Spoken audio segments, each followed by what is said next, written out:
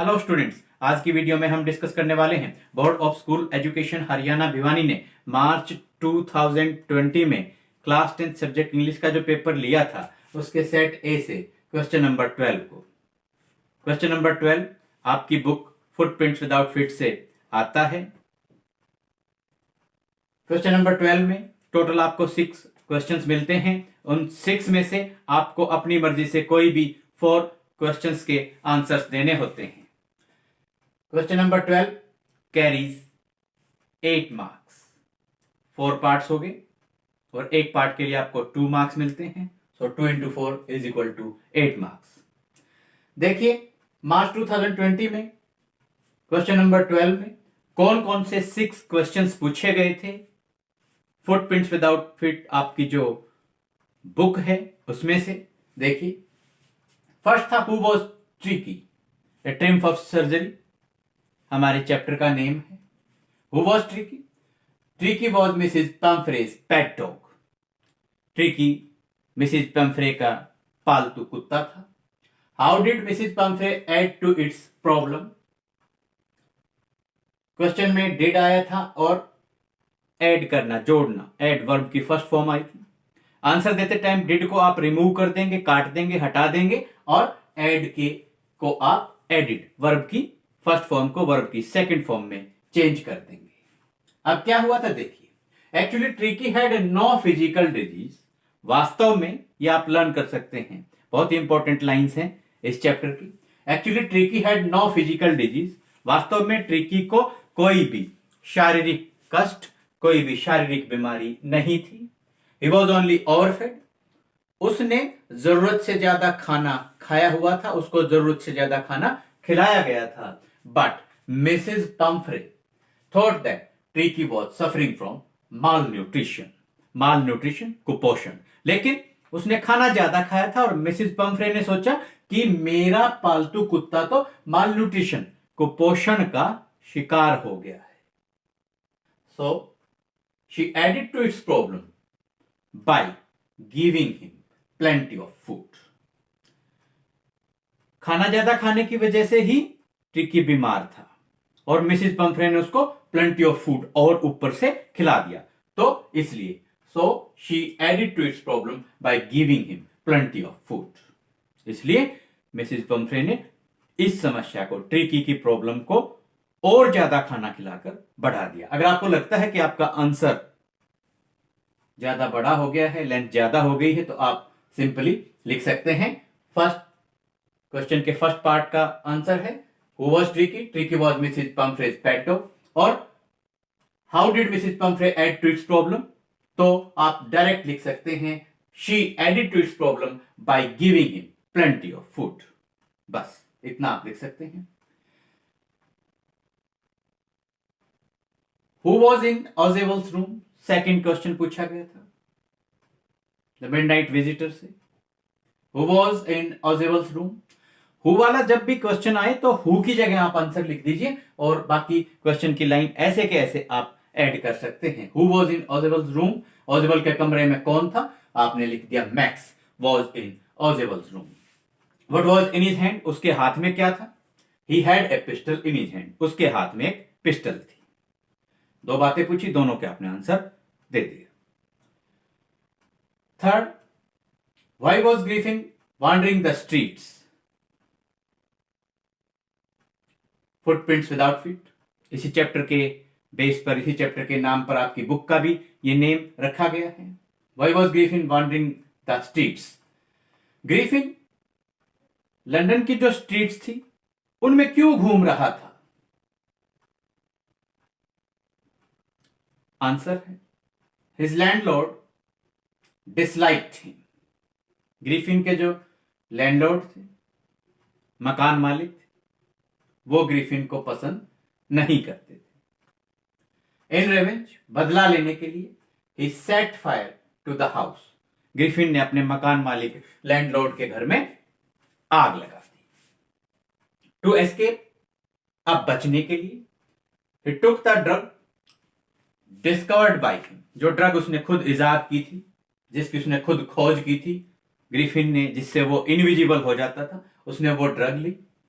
Removed his clothes, अपने कपड़े उतारे, एंड बिकेम इनविजिबल, और अदृश्य हो गया। To escape he took the drug discovered by him, removed his clothes and became invisible. He became homeless.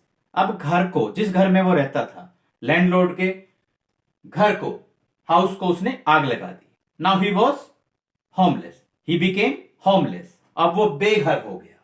So he was wandering the streets, इसलिए वो गलियों में घूम रहा था। नेक्स्ट आपसे पूछा गया था द हैक ड्राइवर से, the name of the chapter is the hack driver. Who was लुटकिंस, लुटकिंस कौन था? 4-5 बातें हैं, आप 2-3 बातें बतला सकते हैं। देखिए, his real name was, his full name was Oliver Lutkins. Oliver Lutkins was a hack driver. Oliver Lutkins एक टोंगा ड्राइवर था, तांगा चलाने वाला चालक था, तांगा चलाने वाला था, हैक ड्राइवर था। He was a witness, वो एक गवाह था, वो एक गवाह था इन ए लॉ केस, एक मुकदमे में। ऑलिवर लुटकिंस एक मुकदमे में विटनेस था, गवाह था। He was very clever, friendly and middle aged hack driver, वो एक हैक ड्राइवर था, मिडल एज्ड अधेड़ उम्र का था, क्लेवर बहुत चतुर था, और फ्रेंडली बहुत ज्यादा दोस्ताना व्यवहार करने वाला था। He was very clever, friendly and middle aged hack driver. He was a resident of new मुलियन, वो न्यू मुलियन नामक जगह पर रहने वाला था, न्यू मुलियन नामक जगह का निवासी था। नेक्स्ट आपसे क्वेश्चन पूछा गया था 5th, to which field of science did Richard H Ebright contribute, विज्ञान के कौन से क्षेत्र में रिचर्ड एच ब्राइट ने कंट्रीब्यूट किया, सहयोग दिया, योगदान दिया? The making of a scientist, that is the name of the lesson. देखिए आपका आंसर है रिचर्ड एच ब्राइट, आप लिख सकते हैं या ही लिखें। He was a very great scientist, वो एक बहुत ही महान वैज्ञानिक था। He discovered the theory of cells, उन्होंने कोशिकाओं से संबंधित एक थियोरी जो है वो साइंस जगत को, विज्ञान के जगत को, साइंस के वर्ल्ड को दी थी।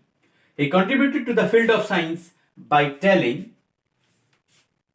हाउ सेल्स वर्क, उन्होंने विज्ञान के क्षेत्र को यह बतलाकर कि कोशिकाएं किस प्रकार वर्क करती हैं, कोशिकाएं किस प्रकार काम करती हैं, विज्ञान के क्षेत्र में योगदान दिया।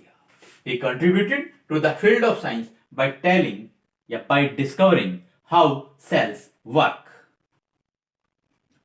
Next, what was the cause of Mrs. Loisel's suffering? The necklace story है, चैप्टर है, जहां से हमारा ये 6th क्वेश्चन पूछा गया था। इस क्वेश्चन में पूछा गया what was the cause of Mrs Loisel's suffering.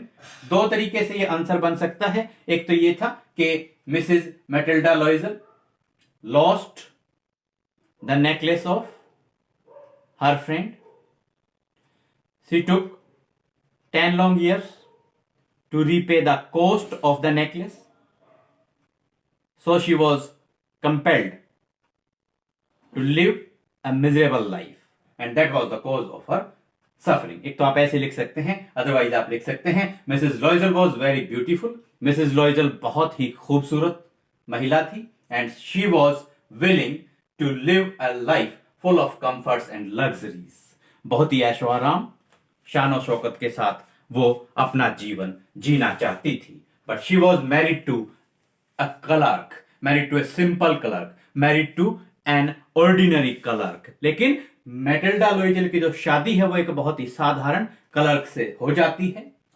So she was compelled, या आप कह सकते हैं so she had to, she was compelled या she had to live an ordinary life.